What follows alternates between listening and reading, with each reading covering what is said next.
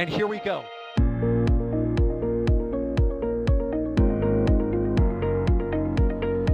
There's the W. Here's ignition. Roger, roll, Atlantic. Doubling up. Did it just do a Kerbal? Back to the moon and beyond. Put that in the big bag, Gino. Back at home, we all have a lot of work to do, but from here, it sure looks like a perfect flow. Propulsion continues to be normal. We did have an observation. Equination. 343 unfolds to go. It's orange. Water towers can fly!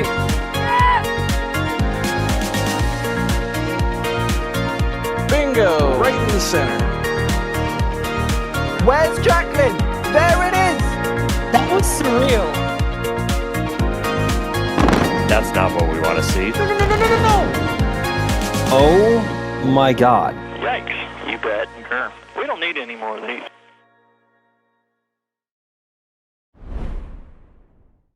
Good morning. You are taking a live look right now at Space Launch Complex 40 at the Cape Canaveral Space Force Station in Florida, where SpaceX is getting ready to launch the Starlink 10-54 mission aboard Falcon 9. And I haven't been on a Starlink in a while, so might as well say what you're all expecting. Come on, type it with me in chat. This is not your ordinary Starlink, and we'll talk about why later. But I am Sawyer Rosenstein. I am your host for today's stream. Joining me on commentary today from the field is Jerry Pike. Jerry, how's it going?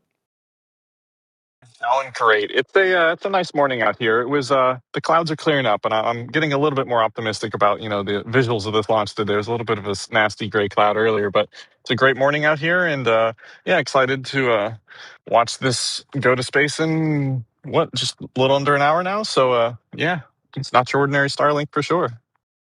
Oh yeah, and again, we'll talk about the weather in a little bit, but good news is the last check does seem to be on the favorable side. And pushing the buttons and pulling the levers, producing today is Jay Keegan. Reminder, if you have any questions, you can tag us at NASA Spaceflight or at NSF, and we will do our best to answer as many of your questions as we can throughout the stream today. So, let's start with the mission today. If you have seen any of the Starlink launches in the past, a lot of these numbers will seem quite familiar to you. This is now going to launch 29 of the Starlink V2 mini satellites into low Earth orbit in the traditional northeasterly trajectory that we see during this time of year. As we get more into the summer, hopefully we'll start to see them do their flip-flop weather-wise, where instead of going towards the northeast, they go down towards the southeast. But for now, still northeasterly launch this morning, so if you're anywhere along the coasts of the United States, on the East Coast there, and you have a chance to go take a look outside, it never hurts. They're harder to see during the day, but there's no reason not to there. Especially if the weather is nice for you, which I mentioned that a bit before. According to the 45th Weather Squadron, the weather today is relatively favorable. It is 80% go, and it decreases to 70% as we go into the window, but we are in that early part of the window, which opens at 8:27. The launch is scheduled just 10 minutes into that window. The only concern was the cumulus cloud rule, but in terms of all of the other factors you see there, booster recovery weather and solar activity, everything looks good. And you were talking there, Jerry, about those clouds and everything. It was kind of starting to get a little gray after it was nice out before. Definitely, you can kind of see on maybe one of these views that there's definitely a little bit of a hole in the clouds. It was over the press site here this morning, and it's clearing out. Nothing too crazy, nothing that they probably couldn't fly through, but a little bit of clouds up here in the sky today. They're kind of rolling on in. There was some really, really pretty ones just after sunrise this morning, but those have kind of faded away, and it's kind of this slightly more ominous looking clouds, but nothing too concerning this morning around the Space Coast. Yeah, and the good news is those are the kind of thinner, wispier clouds, which is what we prefer to see, because the whole point of the cumulus cloud rule is you don't want those big, puffy clouds, the big, dark ones, the ones that you typically see associated with thunderstorms, because thunderstorms typically come with lightning, and you don't want a rocket flying through a cloud and it creates its own lightning and can damage electronics and things on the vehicles. So that's why they don't want to launch into those big, thick clouds. So thin, wispy ones, as kind of annoying as it is for visibility, is not a factor for launch. Trust me, if that was the case, Vandenberg would never see launch. Yeah, definitely much better conditions than a Vandenberg morning at the Space Coast today. So that's a positive. We have a visual on the rocket, actually. Yeah, I'll take any chance I can to get a little East Coast, West Coast love in there early in the morning. Sorry, chat. And I will have to agree with Sawyer here on that statement. So you're not going to find any support for the West Coast here today, unfortunately. Now, maybe the Wyoming coast, but that's about it. Boy. So let's talk about the booster that we have here on screen as well. So the booster that you see there is booster 1080-27. In terms of flights, we have Axiom 2, Euclid, Axiom 3, CRS 30, SES Astra 1P, NG 21, and 20 Starlink missions to go with it. And in terms of downrange assets there, you can see a Shortfall of Gravitas is the drone ship downrange because, well, that is the only Falcon 9 drone ship on the East Coast. For those who missed it, just read the instructions. Has ceased operations for Falcon recovery and is now being transitioned over to be used for Starship transport and other potential Starship needs. They're like Starship and Starship accessories. Yeah, I mean, Go ahead. I was going to say, speaking of these Starship accessories and barging, the Marmac 31 or You'll Thank Me Later barge is still docked here after offloading that Starship hardware a couple days ago here at the press site turn basin, and they brought those over somewhere in the vicinity of 39A. But that and just read the instructions should, for the foreseeable future, be the barges that are tasked with bringing some of those pieces of hardware back and forth from Boca Chica and Starbase. Yeah, I mean, it was kind of strange watching the other day as they had one of the Starship transport stands just rolling out and then seeing it go by the VAB. It's so weird. It's like I'm used to seeing that on Highway 4, not at KSC. Yeah, it's going to be a more common and familiar sight here. So it's just an exciting feature. Hopefully we have a actual vehicle on it sooner rather than later. So that'll be something cool to definitely keep an eye out. When this barge departs back for Starbase, and then hopefully comes back here soon with some new hardware that's not a transport stand. Yeah, it'll be an SPMT or something. Totally not. That's totally what you meant, right? No, at least they had their own SPMTs here that rolled up to the turn basin. So that's a positive. We won't see any SPMTs. That is true. Yeah, they were sitting there stationed already and waiting. But yeah, now hopefully we see actual Starship flight hardware make its way over. Because as of right now, everything's being built over in Starbase and will have to be barged over here in the beginning of the program as they continue to still build the Gigabay nearby at the Kennedy Space Center side of things here. And hopefully they'll start being able to produce their own in just a little bit. Let's see here. Let's see. Resistojet is wondering what other rockets can launch from Slick 40, if any. And I guess the answer as of present is Falcon 9, Falcon 9, and Falcon 9.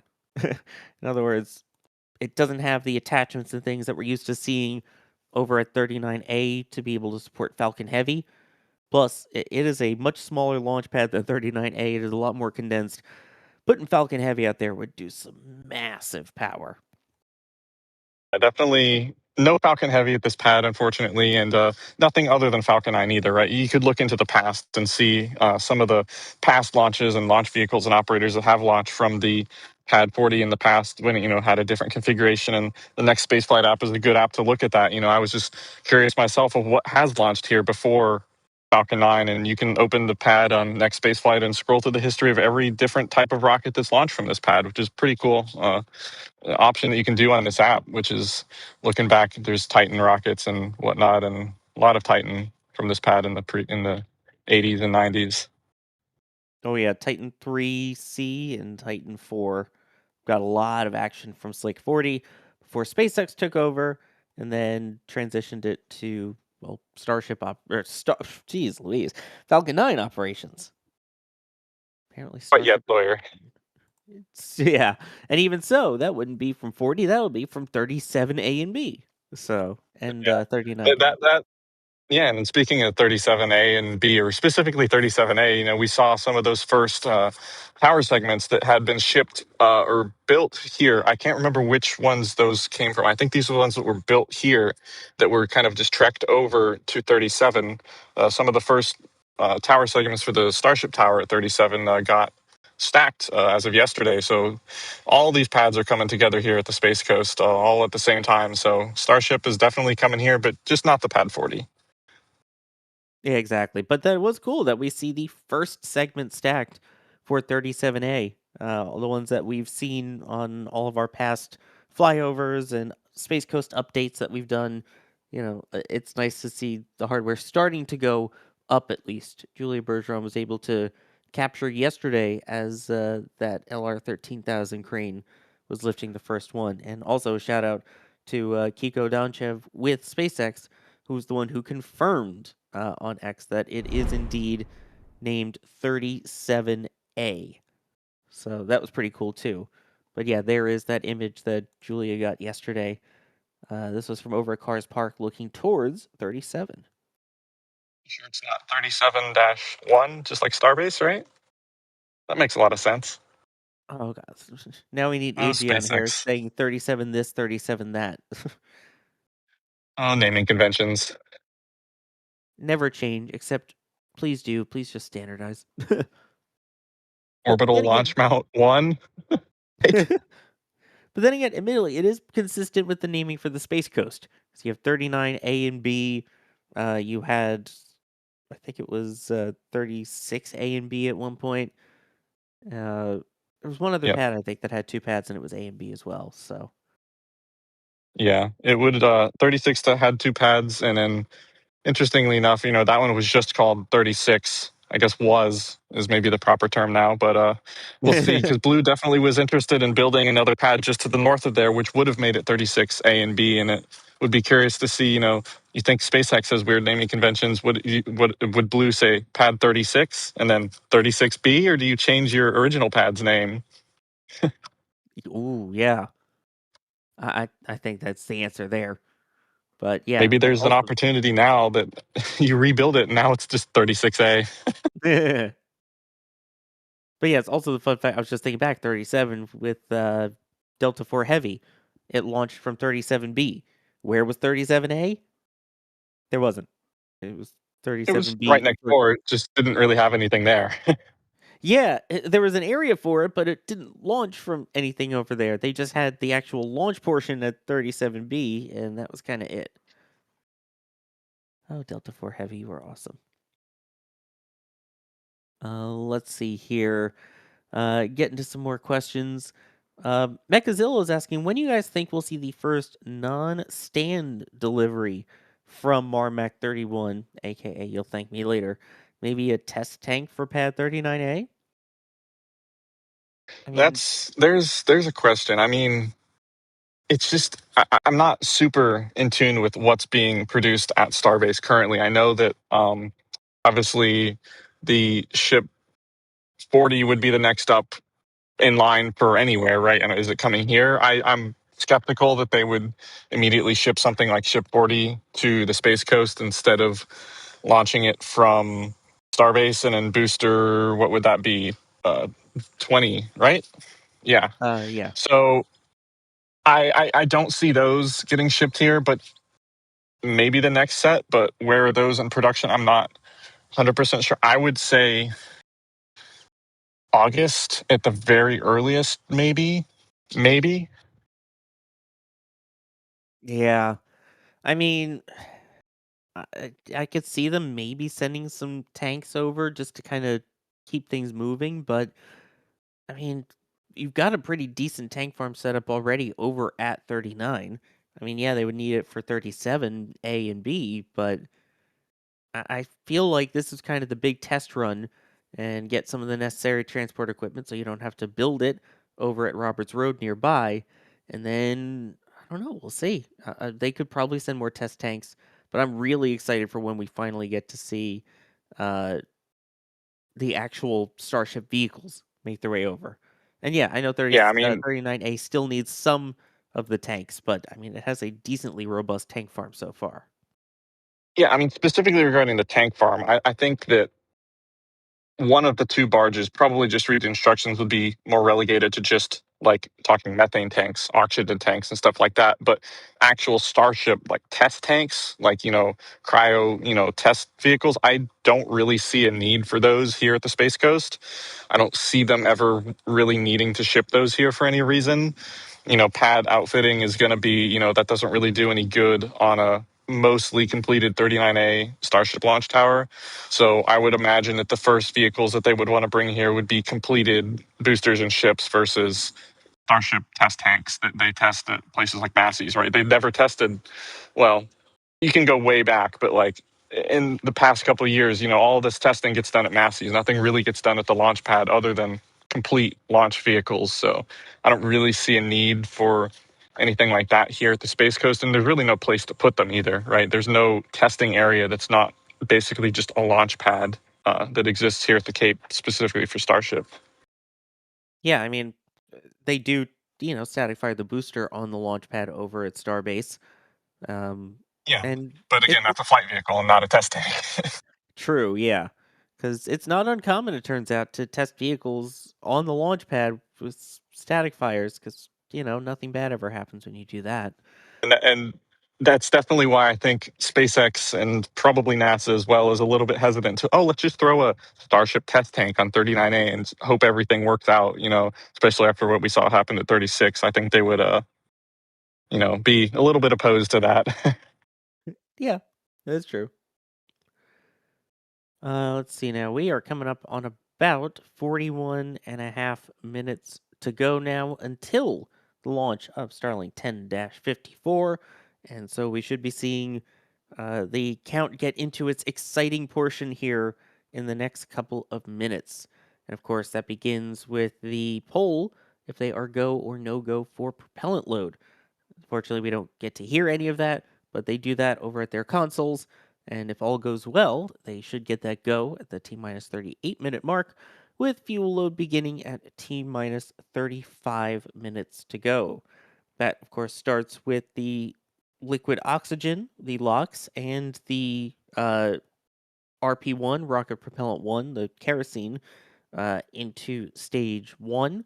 Meanwhile, stage 2 begins with just the RP1, and that goes until about T minus 20 minutes and 20 seconds, at which point they will finish loading up the RP1. They will start chilling down the lines, and then at about T minus 16 minutes is when they should start the load of the liquid oxygen onto stage 2.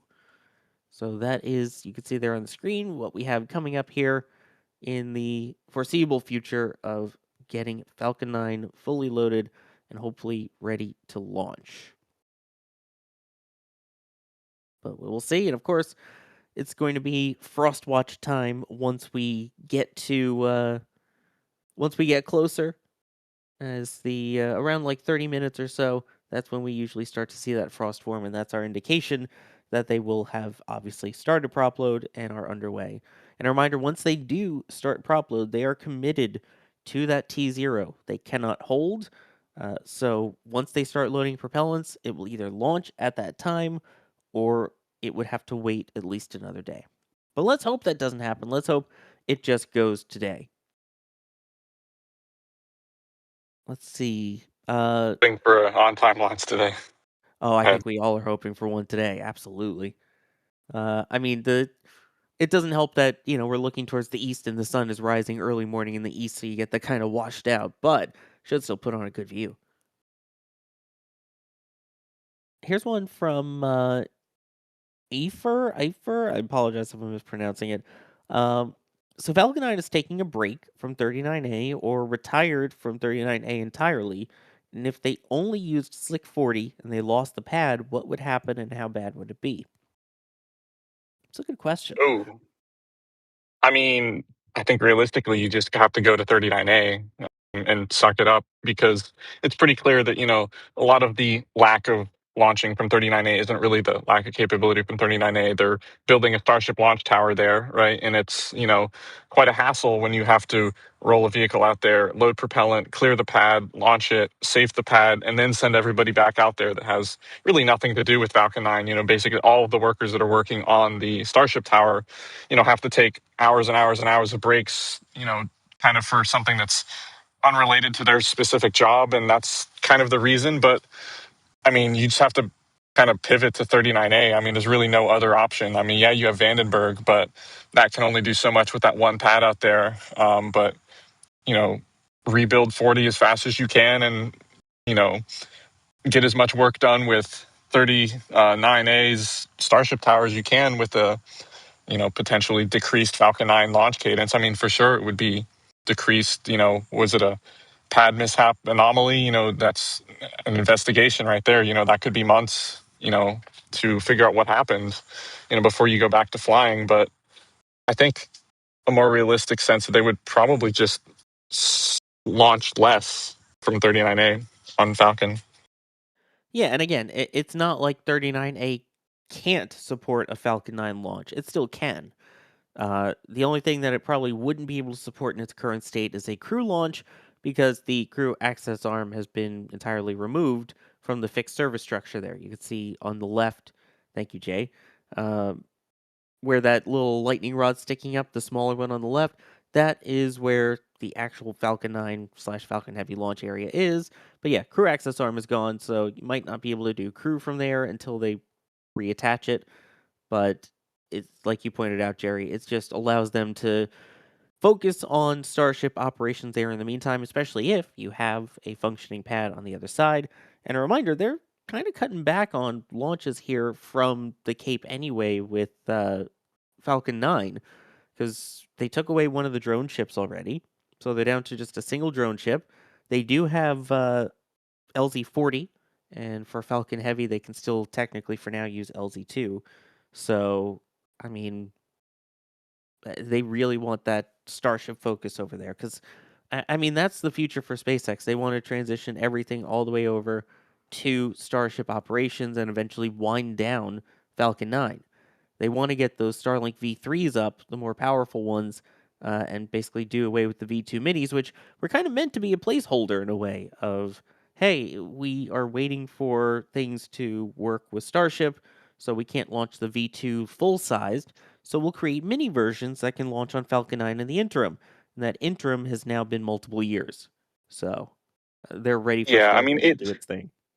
definitely. I mean, I get an odd, interesting feel though from like the Falcon 9 cadence. Like if you go back just like a couple months, there was this like really just lull period right before Starship Flight 11, to where they just weren't launching anything here on Falcon 9 from the Cape at all. Like no Starlink. There was like one customer mission, and then that's when they had both drone ships in operation. So shortly after that, right, they launched just a couple Starlinks and like maybe a customer payload, and then they said, "Oh, we're going to retire. Just read the instructions." It's kind of out of the blue.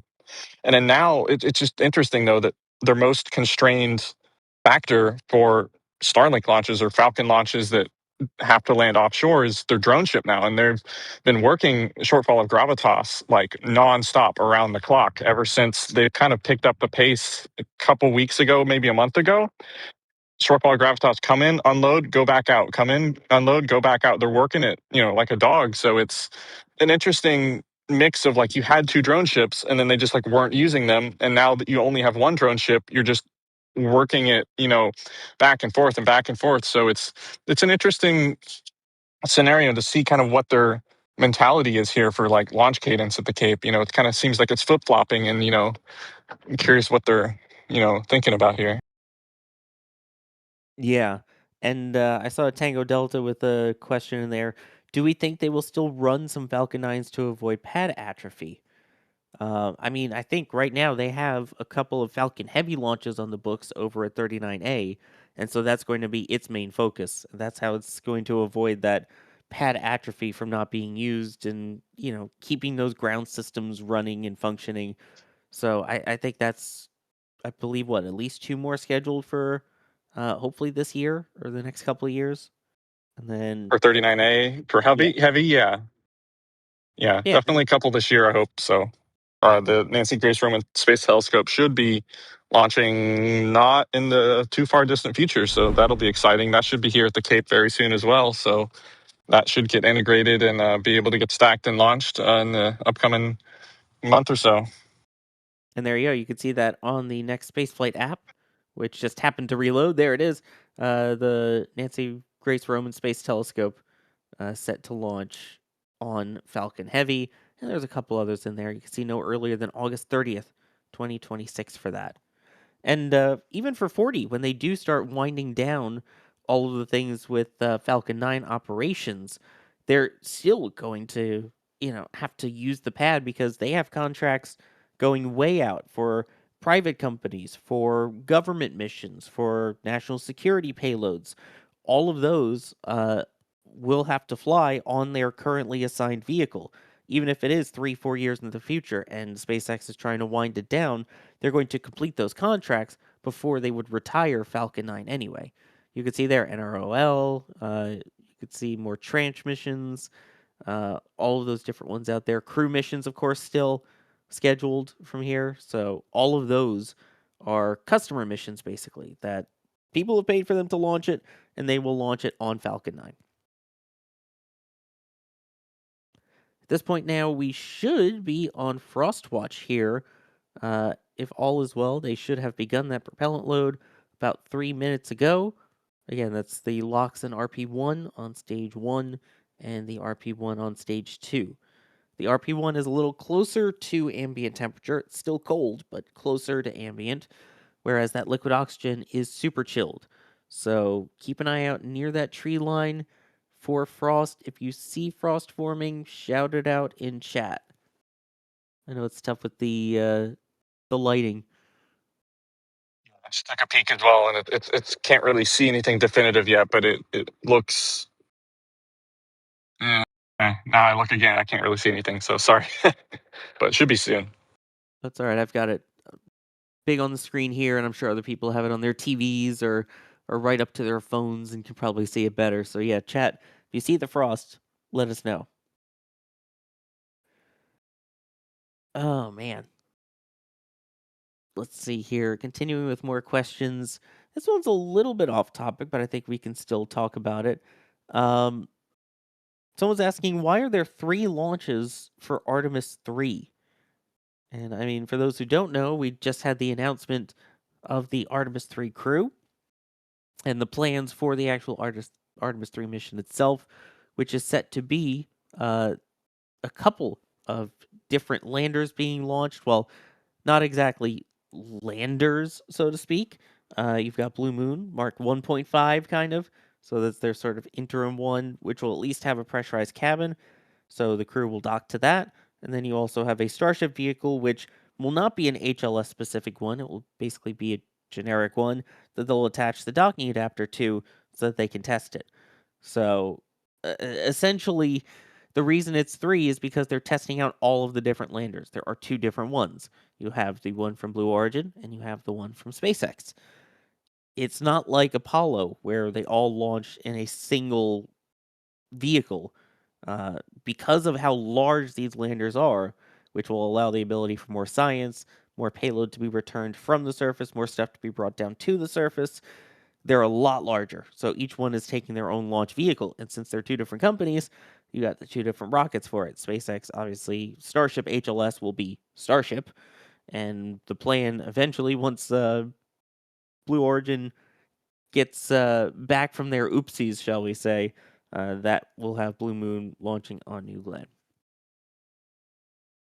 And it looks like we're seeing a little bit of condensation down there. Yeah, just a little bit. On my high-def monitor, I could definitely see it a little bit more clearly than it's coming through on the screen here, but I do believe that I can see frost at the base of the vehicle, which means that we are currently on track for a T0 in just over 29 minutes from now. So they are go for this launch window, it seems. Yeah, you could see it a lot better in that close-up there. It was just over that left kind of bush right where that gap is. You could see that sort of vapors venting. There it is, yeah. That is absolutely frost there. So they are indeed fueling it. which, as you mentioned there, they are committed to this T0. With Falcon 9, because they super chill the propellants, it takes them a little bit. They have less margins, so they can't really keep topping it off as quickly, and they can't really hold because then it would sort of just boil off in the Florida ambient temperature versus the super chill temperatures they use. So because of that, yeah, they basically have to launch once they stop the prop load 90 seconds after it, or they just don't launch at all there. Uh, let's see here. Someone saying I can't wait for hourly launches and a very overworked Sawyer. It's not just overlooked me; it's overlooked field team. That's what it's really going to be. The overworked field team out there with Jerry and Max and D and everyone. I think that it's going to turn into some overworked robotic cameras if you're talking about hourly launches here. So don't get your hopes up too much with that. But we'll definitely, it'll be an interesting time when something like that rolls around.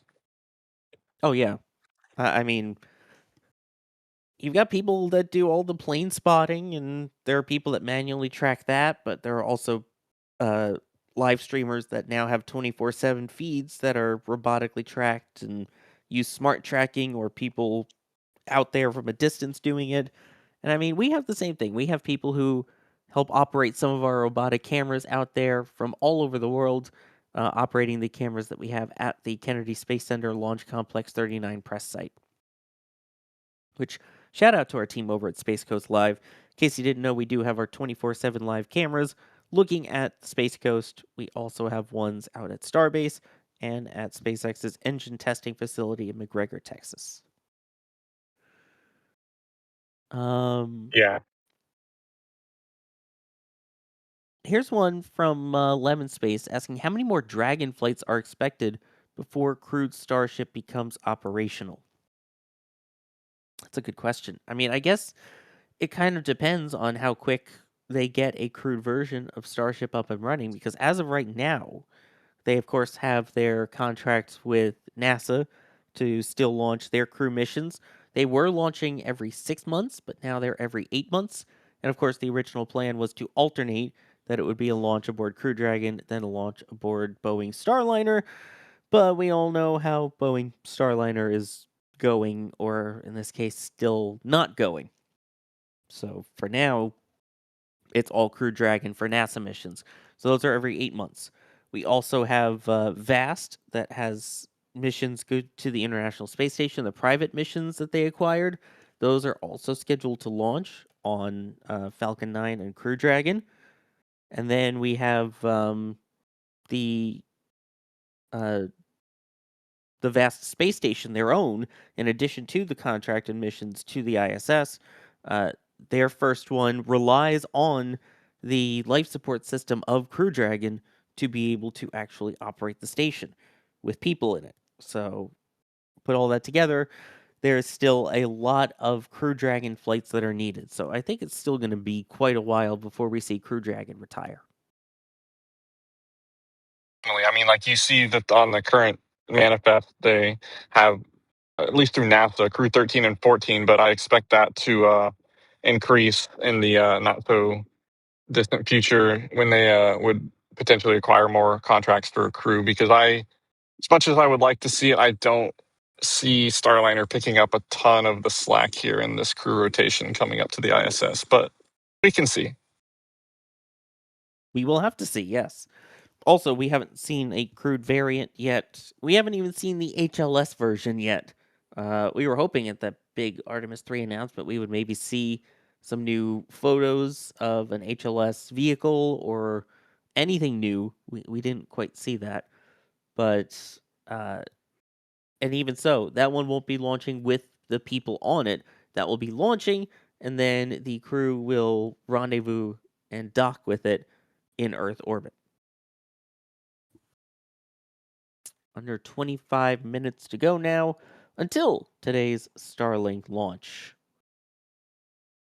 Let's see here again. If you have any questions, you can tag us at NASA Spaceflight or at NSF, and pops up in the little software that we have running in the back here, and makes it easier for us to find all of your questions on this beautiful morning here in Florida. Let's see here. Um, there's a question about where was it? Do you know what the biggest single item payload has been so far for Falcon 9? Ooh, single item. I have to look into that. In terms of the heaviest payload launched, it's these Starlink missions pretty much. Uh, they pack as many satellites as they can into that fairing that you see up at the top, and they've been increasing it over time as they've gotten the efficiency going with Falcon 9 to the point where we now have up to 29 of them launching at once.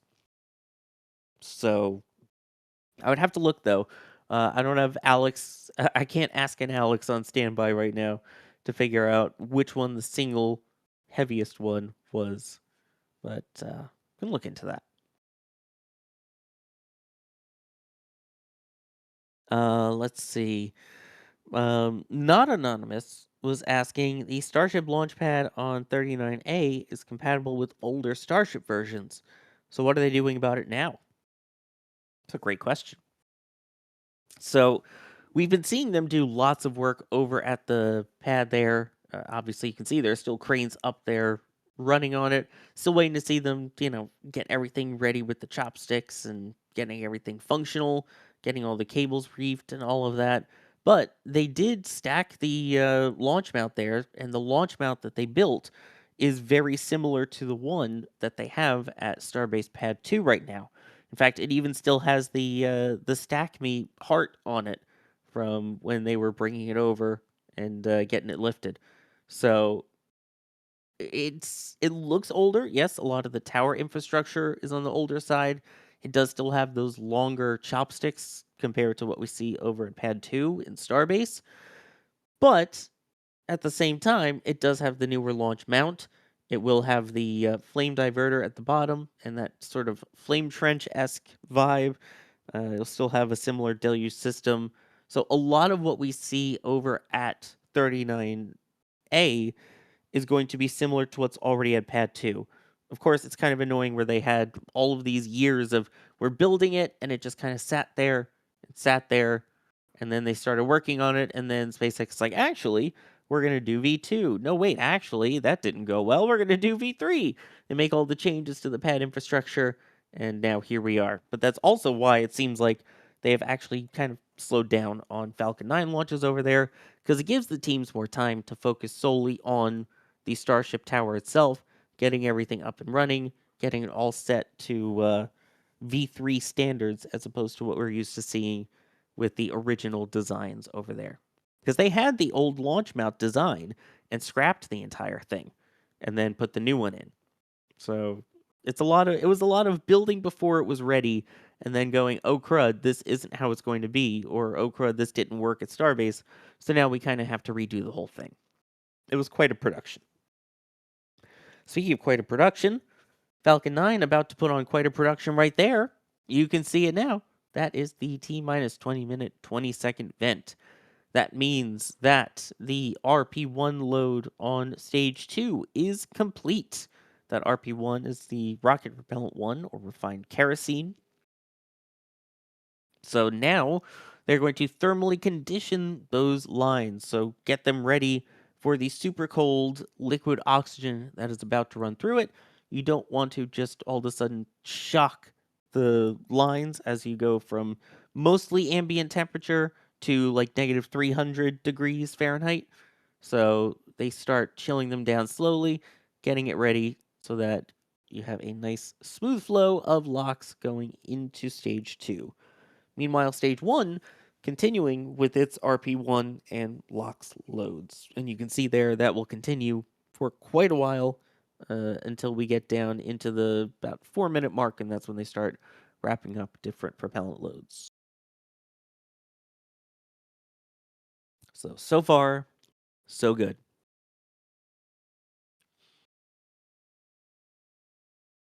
And as of right now, again, the weather continuing to look good for the most part there. The skies have been a little on the grayer side, but at least the only concern from the 45th Weather Squadron was the cumulus cloud rule. Everything else looked pretty good, giving an 80% chance of favorable weather. And Jerry, it looks like the skies have gotten even clearer from when we last checked the wide camera here with the sky. Yeah, definitely. The clouds are moving away, thinning out, and the weather conditions definitely improving. Not that they weren't great to begin with, but much improved from even 30 minutes ago. So looking great for great views today. So that's a great thing to see out in the sky today. And that's Florida weather for you, folks.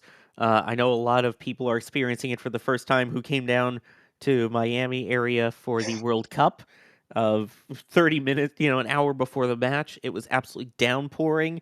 And yet 30 minutes before, everything was sunny and the pitch was nice and dry. But yeah, when earlier this morning it was super clear, and then the clouds started to roll in, and now they're rolling back out just as quickly. All of that basically from the time that we started setting up our cameras here before launch to now. In a couple hours, it all switched. Yeah, there's that joke, running joke of, if you don't like the weather, wait 10 minutes, but it's quite accurate. Like, it's not really a joke, it's just a fact. Like, if you don't like the weather, it's going to change. Sure, there's days every once in a while that it just rains all day, and sometimes you get that, but then most of the time it's like this. It's very, very sporadic. But yeah, definitely that video I saw of the Orlando City Stadium, there's like downpours yesterday or the day before in Orlando for like multiple hours, and they had a really cool time lapse of just the water just drains out of the field and boom, it's gone, because they're it's pretty clearly built for that, because they're expecting a lot of rain because it's in Florida. Oh yeah, again, it's going to be very entertaining for the people that are coming here for the World Cup and then get shocked by the weather. Also the need for air conditioning here too. Yeah, it's hot. Definitely.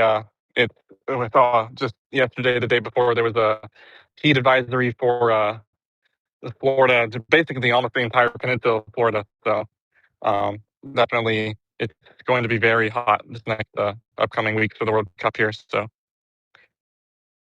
Exactly. NSF not a sponsor of FIFA or the World Cup. So now 16 and a half minutes to go.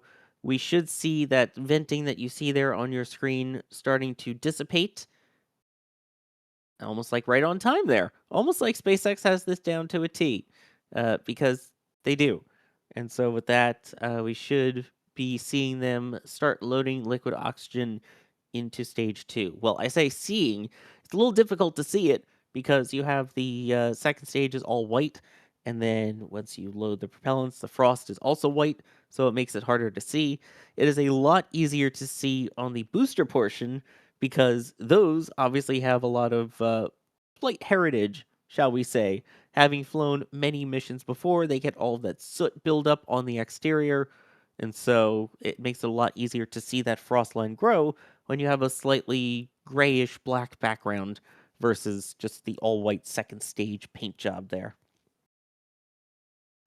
it's a different, interesting mix of some of the slightly flown boosters, like in the early 10s to maybe teens. It's very easy to see the frost, but some of these really, really older ones, it almost insulates it too much, and it's hard to even see anything coming through the soot layer.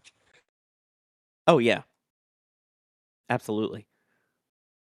But it makes for a cool view. I love when it gets super frosty like this and you see all the venting. And as we've talked about, again, it's a great way to kind of get an idea of the weather as well there. If there's wind direction, how humid it is. Because if it's super humid, then there's a larger cloud area there and it kind of just lingers. And if there's wind, it can kind of show you which direction. But humidity-wise, Jerry, how is it out there? It seemed like it was on the mostly humid side, but not super windy. I don't know. What's the actual humidity percentage here? It's probably really high, but it's not crazy high for Florida standards. I can feel it. It's definitely here, but it's not the worst I've ever felt. Wind is almost non-existent. A little bit of breeze coming from what looks like the the northwest-ish here. It looks different at the pad based on how the plume of that vent is blowing, but that's kind of the norm for the morning here. It's very, very calm in Florida. The winds are at night, so as you get into the morning and the heat and the convection kind of picks up the winds a little bit, and they kind of swirl in kind of every which direction, very, very lightly. And But yeah, not a lot of wind, not a lot of clouds. It's probably really humid. I can feel it. It says 81%, which sounds about right. It's probably awful for a lot of people that don't normally live here, but for folks like me, it's kind of just another day out here. Just another day in Florida, absolutely. But yeah, you could kind of tell that just from the venting. So now 13 and a half minutes to go until launch of 29 more Starlink V2 mini satellites from Florida, as you can see there on your screen. Vehicle's getting frosty, propellant load continues, and so far, so good up to this point in the count. Let's see here. Here's one from SR71 Blackbird asking, when do you think the first launch of Starship will be from Florida? I saw King of the North also asking similar question there. What do you think? What's your prediction, Jerry? Because we've heard a lot from people on the Flame Trench and Max and D. I want to hear yours. First Cape Starship. I mean, there's so much that goes into that. I mean, like, is it you look at the progression of flights, right? Flight 13, no, that's not launching from Florida. Flight 14, maybe there's the possibility. I'm slightly skeptical based on like kind of what their progression of like booster and hardware iteration is going to be. And then, I do believe that, yes, as somebody mentioned in the back channel, in one of these recent SpaceX videos, they did mention Flight 15, which also seems the most plausible to me outside of what SpaceX has publicly confirmed as well at this point. So, but specifically for timelines, I think potentially by the end of the year, but we'll see. I think these next flights definitely have to go very well. And if they have any more issues that are kind of akin to what the booster had on the previous Starship flight, it'll definitely put a hamper in things. But if things go well, I think for sure by the end of the year, but a lot remains to be seen. Maybe November. That's my guess off the top of my head here. I mean, it's kind of really hard to put a pin on it as much variance and fluctuation that we're having in the program, but that's to be expected for a program like Starship. Yeah, exactly. And that was from, I haven't gotten to watch the full interview yet, but I did see that Gwynne Shotwell did an interview with CNBC, and it was in that interview where she said that they would potentially do Flight 15 from the Cape, assuming, of course, that all goes well with the next couple of flights, with the suborbital shot on Flight 13, and then a potential attempted orbital injection on Flight 14, which would mean Cape potentially for Flight 15. I know a while back there was a random placeholder that came up in one of the schedules for an August attempt from 39A, but I don't think that that's going to be realistic. I think more realistic would be, like you said, around November, maybe October. I don't think it's impossible, though, to see Starship hardware make its way over to the Cape by August and start seeing them do some of the pad outfitting and testing, and even potentially starting to do some kind of, cryoproofing or something similar at 39A around that time. So I think August is possible It to see sounds hardware. Yeah, it sounds boring, but I think like the more interesting question kind of is, when will the first booster static fire at the Cape be? That's a more interesting timeline in my opinion, even though it's not a launch, right? But it's a big event, and like I think that's going to be a key placeholder of how the program is progressing here at the Cape. Exactly. So much Starship hype still. And while we're talking about Starship hype, don't forget, we also have our Starship version of our Hawaiian shirts at shop.nasaspaceflight.com. Great way to stay cool this summer. See, they're cool and stylish, especially as we get to the summer months here. Get into that vacation mode. A lot of people, obviously, kids out of school, taking some family trips, teachers also out of school. And yeah, it's a chance to go on vacation, have a little fun with the shirts, show a little love, and they're nice and lightweight and comfortable. So also a way to stay cool during the Florida heat. And I'm sure you'll get all of your fellow space nerds out there going, hey, is that Starship? It's a great conversation to meet some people and talk space flight. So that's all available at shop shop.nasaspaceflight.com. And of course, we still have all of our other Starship merch from the most recent Starship flight as well. And some images of the launches. Awesome stuff over there. Shop.nasaspaceflight.com.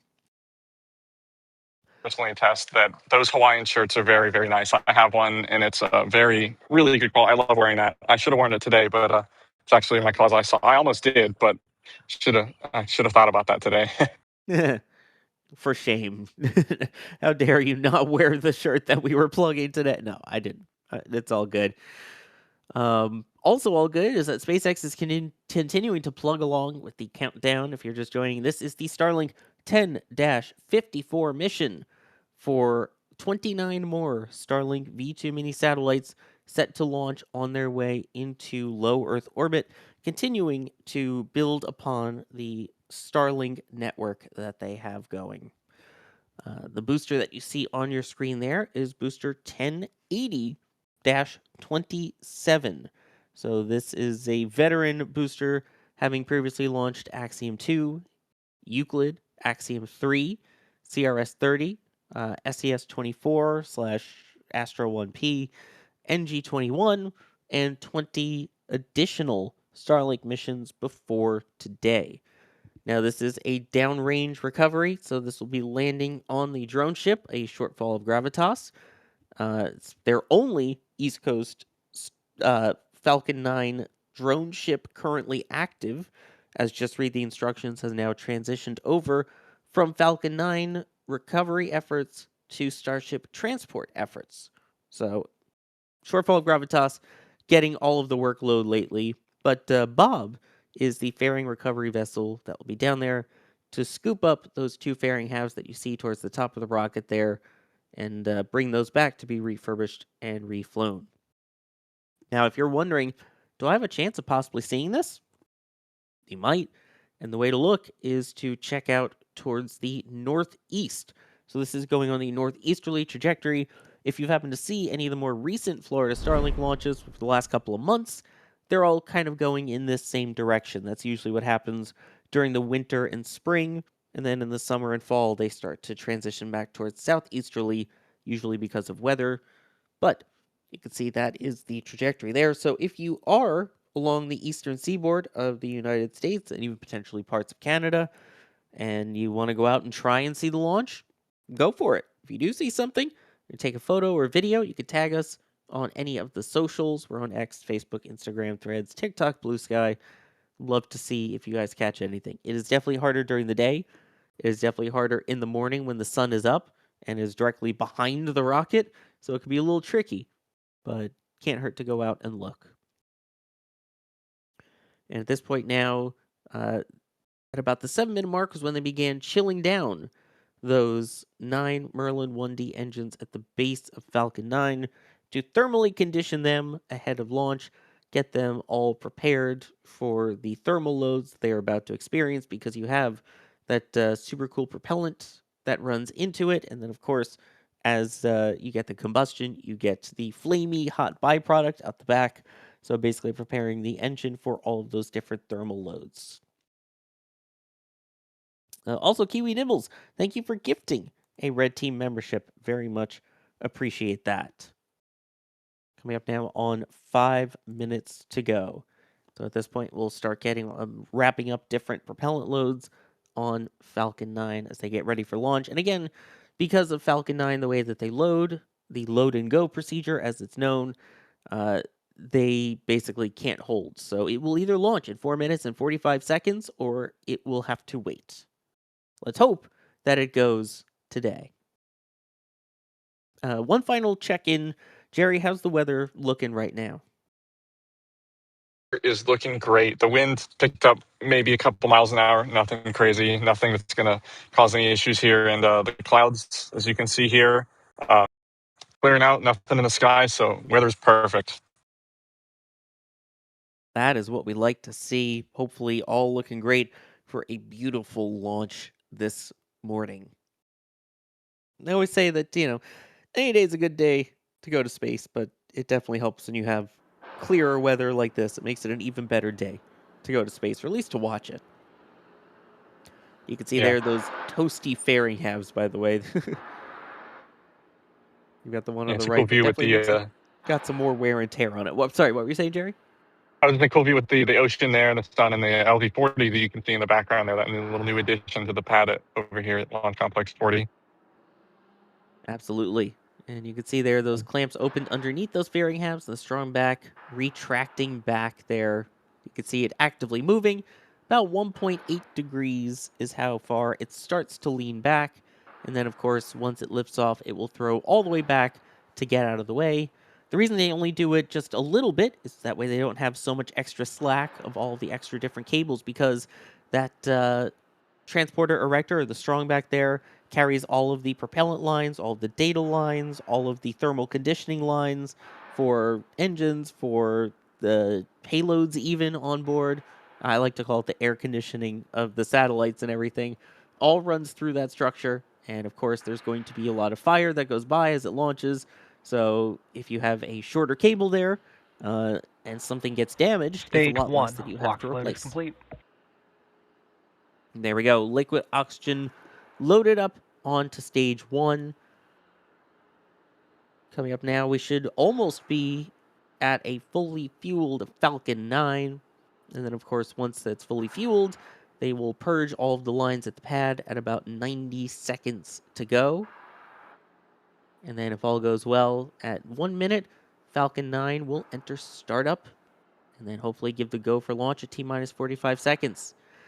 Jerry, I know you're getting ready to track the launch. I'm going to send you off and let you do your thing.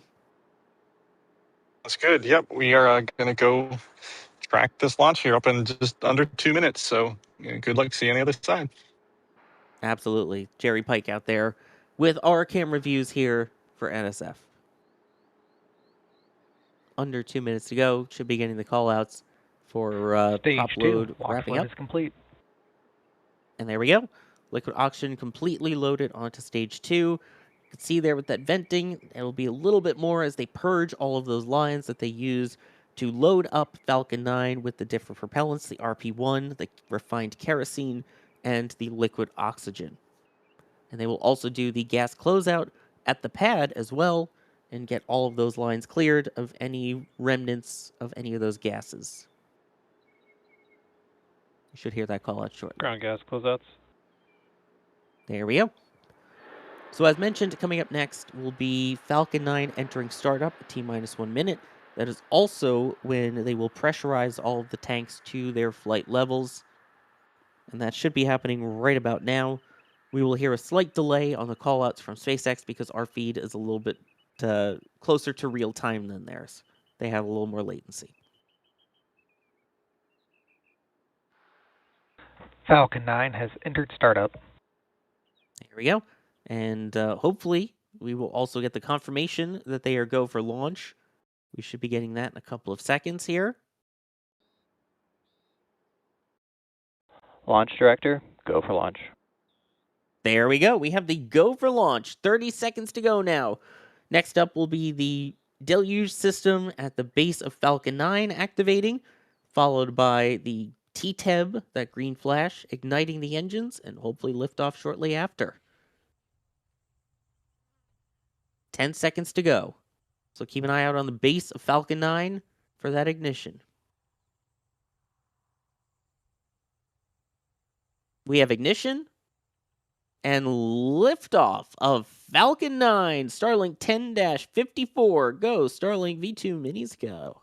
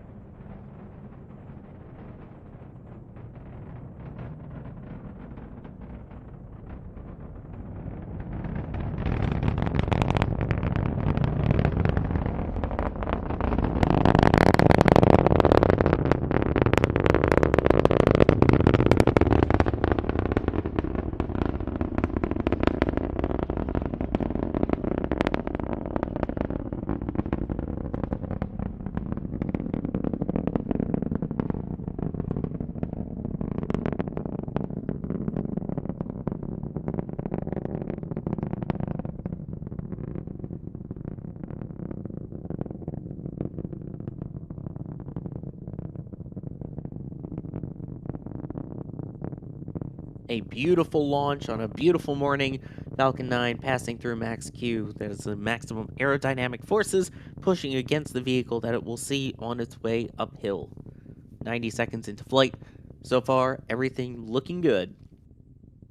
So coming up in under a minute now will be those 3 events in rapid succession that we're used to seeing with Falcon 9, starting off with MECO, or main engine cutoff, and those 9 Merlin 1D engines will shut down.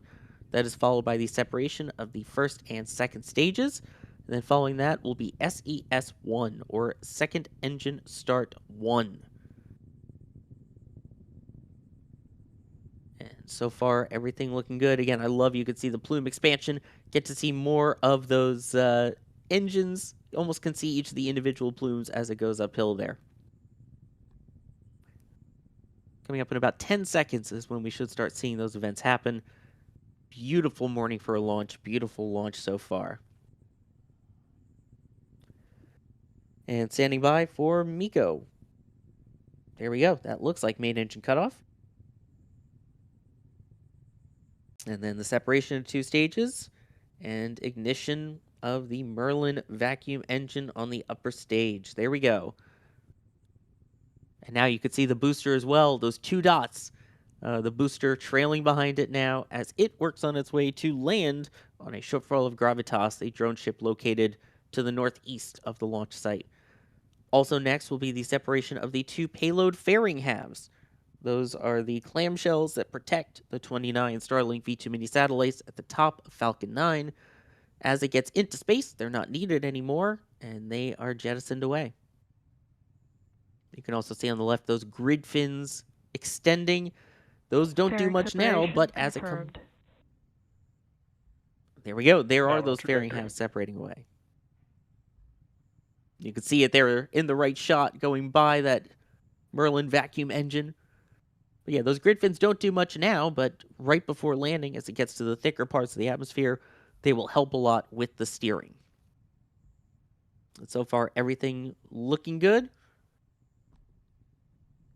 And again, those fairing halves have thrusters and parachutes in them. So they'll be able to kind of help direct themselves downrange, and that is where Bob will go and scoop them up after they land. They get brought back to Port Canaveral, and then they are refurbished. And then flown again, as you could tell by how sooty each of those fairing halves appeared, and how one appeared more sooty than the other, because they don't always use the same fairing pair. They'll mix and match as needed. 4 minutes into flight. So far, so good. Again, continuing to see the Merlin vacuum engine firing as planned. That will continue on till about 8 minutes and 40-ish seconds into flight. That's how long this burn is. And we say SES1 because there technically is a second burn that happens about 54 minutes after launch. It's basically a 1 to 2 second burn. And yeah, then they'll deploy those satellites. Of course, they don't show that anymore. SpaceX is too routine for them at this point, apparently. So far, though, good. Next up will be the entry burn. So that is the booster on the left, stage 1, V1080. We'll start with a single engine. That will be followed shortly thereafter by 3 total engines igniting, and as we like to say, fighting fire with fire, basically creating a sort of protection around itself and using the flame, basically the flames and what goes around it to protect the vehicle as it gets into the thicker parts of Earth's atmosphere, which create a lot more heating, therefore protecting the boosters. That's why we say fighting fire with fire here. You can see also looking up now, that upward view looking up in where stage 2 was, where that engine bell is and where the pushing mechanism is that separates the stages. Now under 100 kilometers in altitude on stage 1, still picking up speed, but that will start to drop dramatically as we get towards that entry burn. You also see those cold gas jet thrusters firing to help keep it in the right orientation ahead of this. Let's stand by for the entry burn. Stage 1 FTS is saved. Stage 1 entry burn startup. Here we go. Grid fins are in position. There's the single engine. And there's 3 engines. Once it gets to that sort of rectangular shape, that's how you know that it's the 3 engines firing. They're diagonal, basically, on the base of Falcon 9, the ones that fire Stage there. 1 entry burn shutdown. There's the audio confirmation, now the visual, down to a single engine, and then down to 0. You also see a little bit of soot building up on the camera there as expected. So speed will pick up for just a bit, and then it will bleed off very rapidly. And there we go. Now it's going to slow down. Still 35 kilometers in altitude for stage 1. Stage 2, 152 kilometers, and already over 17,000 kilometers an hour. So now that drone ship will kind of be near the left grid fin that you see on your screen. And again, those will start doing their job in just a little bit as it gets into the thicker parts of the atmosphere to help steer Falcon 9, in addition to those sort of thruster firings that we were seeing. Coming up now on just about 10 kilometers in altitude for stage 1. There we go. Under 10 kilometers. Stage 1 transonic. And below the speed of sound. So coming up, the landing burn is a single engine burn. We will see that center engine light up. The grid fins do the steering. Then hopefully those landing lights deploy in touchdown of B1080. So let's stand by for that.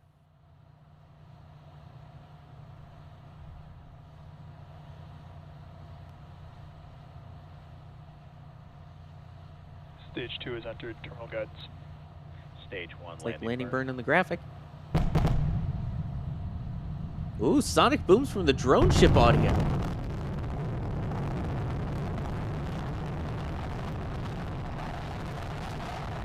Stage 1 landing leg deploy. Stage 2 SCS in space. And Stage touchdown. 1 landing confirmed. Beautiful B1080 completing the flight, now earning its Dash 28 with 27 successful flights under its belt. And just a couple seconds, we should Back see shutdown. SEGA 1.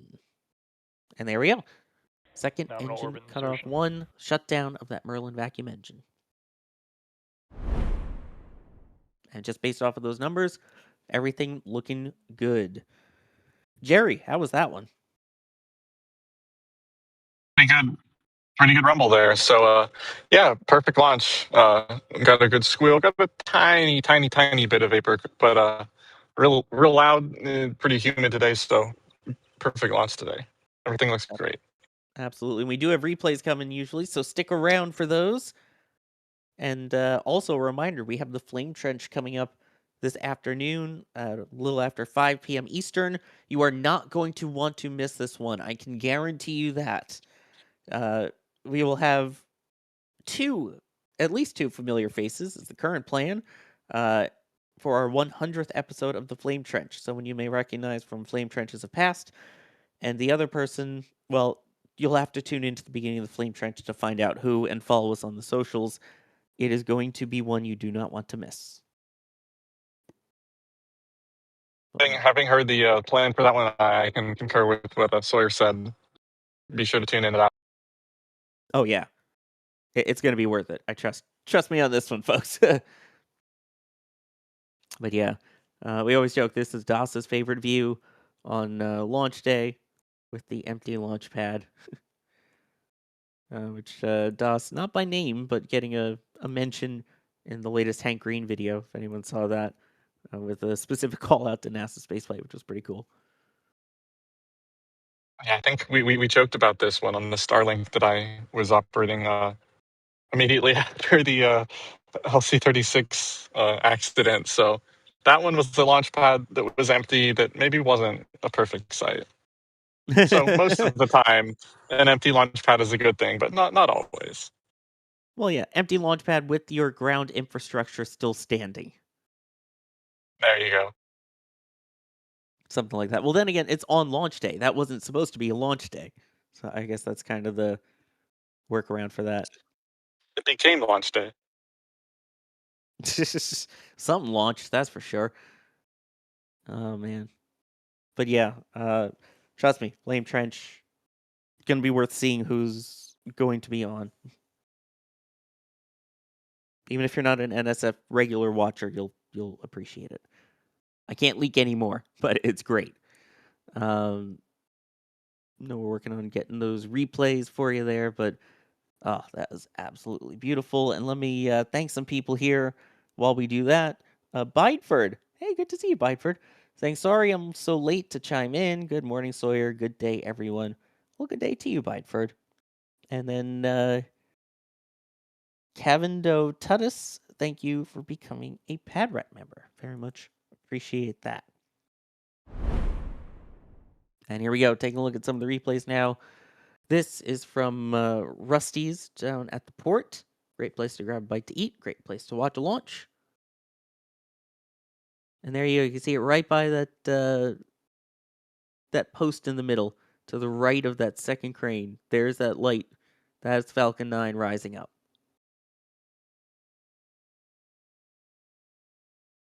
And again, those clouds started to move out of the way. It made it for a perfect view from where Jerry was, at least, which is where our main tracking camera is.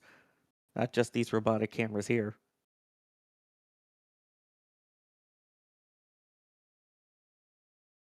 Gotta love it. Speaking of those robotic cameras, this is one of the ones located at the Launch Complex 39 press site that we have as well.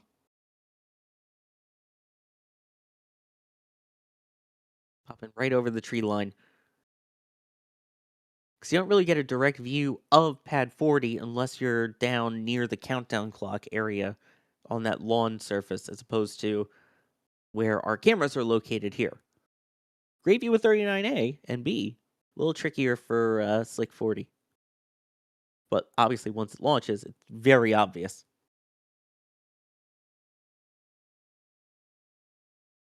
Absolutely beautiful sky conditions for it.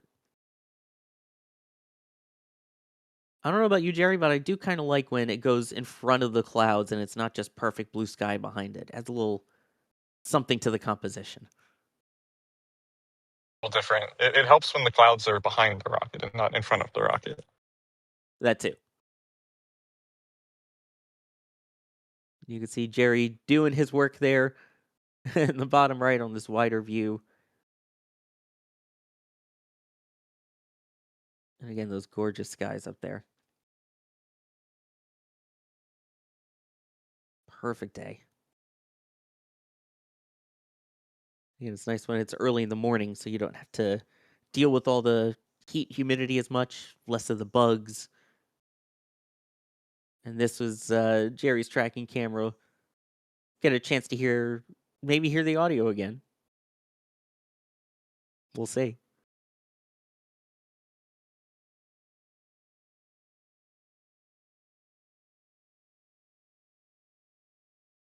Absolutely gorgeous. Great job on the track, by the way.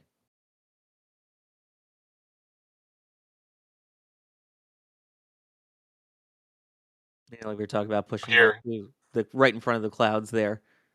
Yeah, with the backlighting really lit up some of the condensation kind of falling away on the side of the booster. That was something pretty cool that you don't always get to see here today. So that was a cool sight. Oh yeah. And again, not as much of a vapor cone there on the way up, but as you said, you get the kind of added bonus A smidge. of seeing that frost instead, or the condensation.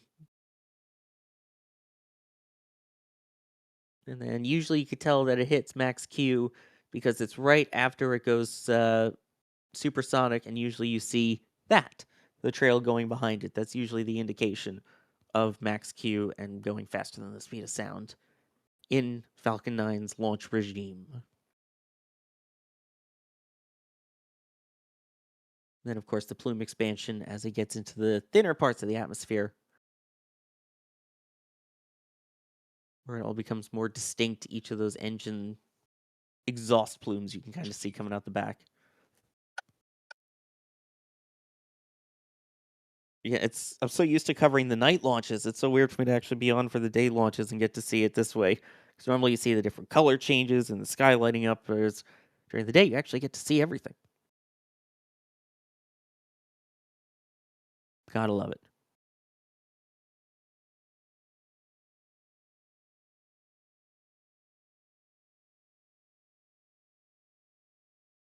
It was a beautiful launch indeed. So I think that's going to start wrapping things up for us here. Jerry Pike, thank you for rolling out into the field, getting the views, and joining me on commentary. Morning out here at the Kennedy Space Center press site. So, yeah, exciting things coming. Looking at some new hardware and launches and everything. So, yeah, thanks again for having me out here. And thank you to Jay Keegan for pushing the buttons and pulling the levers. Thank you as well to all of our Space Coast Live operators all the time. And thank you to you, is not to be missed tonight, the 100th Flame Trench. And it's going to be worth it. I promise you that. I'm Sawyer Rosenstein. I've been your host for this morning stream. We will see you all for the Flame Trench and This Week in Spaceflight coming later this afternoon and evening. Thanks for watching.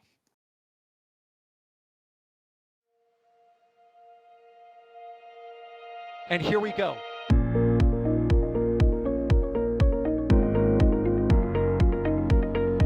There's the W. Here's ignition. Doubling up. Did it just do a Kerbal? Back to the moon and beyond. Put that in the big bag, Gino. Back at home, we all have a lot of work to do, but from here, that sure looks like a perfect world. Propulsion continues to be normal. We did have an observation. 343 unfolds to go. It's orange. Water towers can fly!